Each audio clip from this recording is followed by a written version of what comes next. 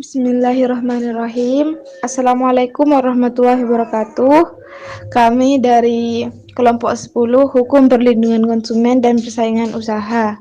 Kami terdiri dari 3 orang, yakni Lindayani, Husnul Khotimah, dan Alfiah Tusafiyah.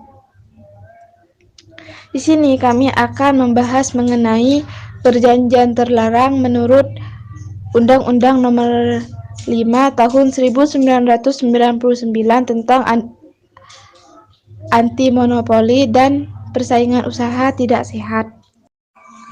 Latar belakang: dalam setiap tindakan manusia pastilah ada hukum dan peraturan yang ada di dalamnya. Karena manusia tidak hidup sendiri dan merupakan makhluk sosial, oleh karenanya dalam hubungan antar manusia pasti adanya hukum yang mengatur. Dalam hal ini akan membahas mengenai hubungan dan persaingan usaha tersebut.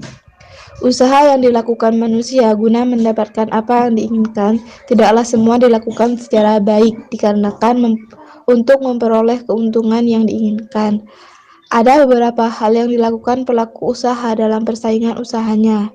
Dalam hal ini, kami akan membahas mengenai persaingan usaha yang tidak sehat dan mengacu pada Undang-Undang Nomor 5 Tahun 1999 tentang anti monopoli dan persaingan tidak sehat. Assalamualaikum warahmatullahi wabarakatuh. Perkenalkan, nama saya Alfiah Tusafiyah, NIM S2019-2106.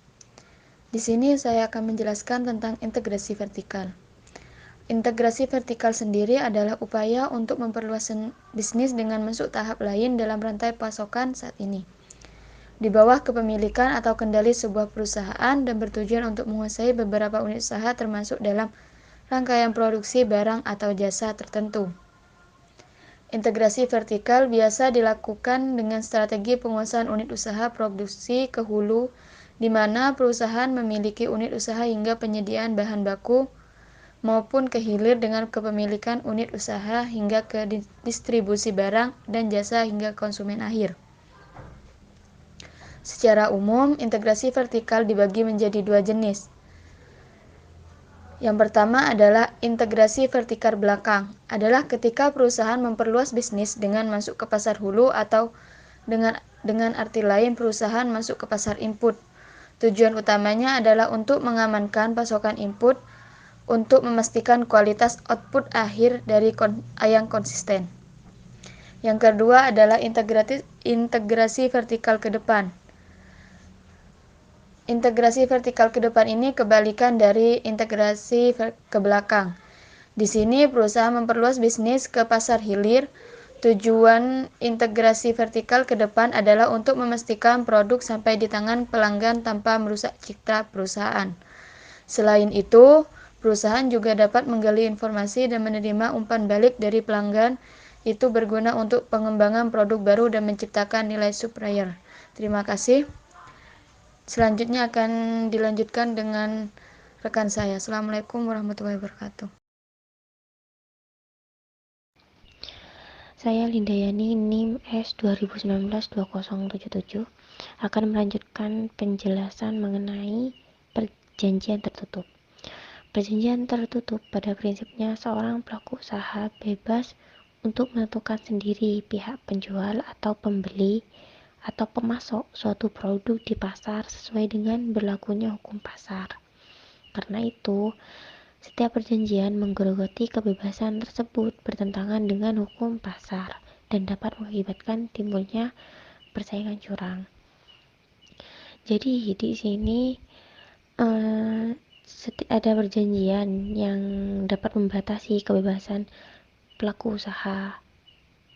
Jadi untuk pelaku usaha tersebut memilih sendiri pembeli, penjual, atau pemasok. Itu yang disebut perjanjian tertutup.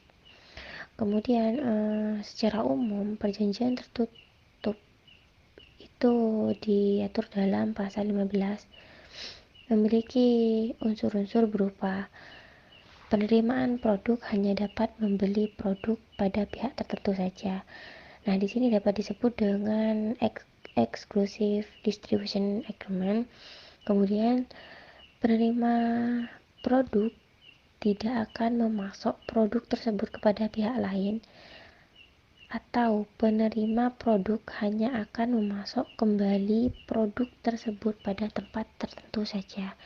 Nah, di sini bisa juga disebut dengan trying agreement. Kemudian yang ketiga, penerima produk diberikan potongan harga jika bersedia membeli produk lain dari pelaku pemasok, dan penerima produk diberikan potongan harga jika tidak membeli produk dari pelaku pesaing dari pelaku pemasok.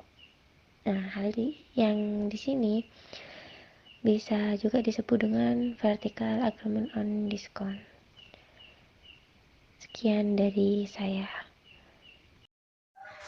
Baik, saya Husnul Khotimah dengan NIM S2019-2090 akan melanjutkan penjelasan dari rekan saya, yaitu perjanjian dengan pihak luar negeri. Dalam pasal 16 Undang-Undang Nomor 5 Tahun 1999 menjelaskan bahwa pelaku usaha dilarang membuat perjanjian dengan pihak lain di luar negeri yang memuat ketentuan yang dapat mengakibatkan terjadinya praktik monopoli dan atau persaingan tidak sehat. Hal ini tidak diperbolehkan dikarenakan akan mengakibatkan kerugian di antara salah satu pihak negara yang melakukan perjanjian akibat monopoli dan persaingan tidak sehat tersebut.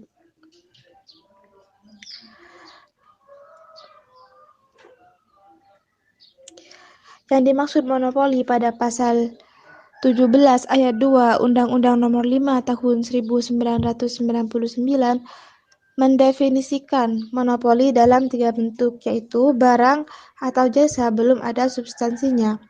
Yang kedua, mengakibatkan pelaku usaha tidak dapat masuk ke dalam persaingan usaha barang atau jasa. Satu pelaku usaha atau satu kelompok pelaku usaha menguasai lebih dari 50% pangsa pasar satu jenis barang dan jasa tertentu. Hal ini sangat merugikan pihak salah satu negara yang melakukan perjanjian tersebut. Mungkin itu dari saya. Terima kasih.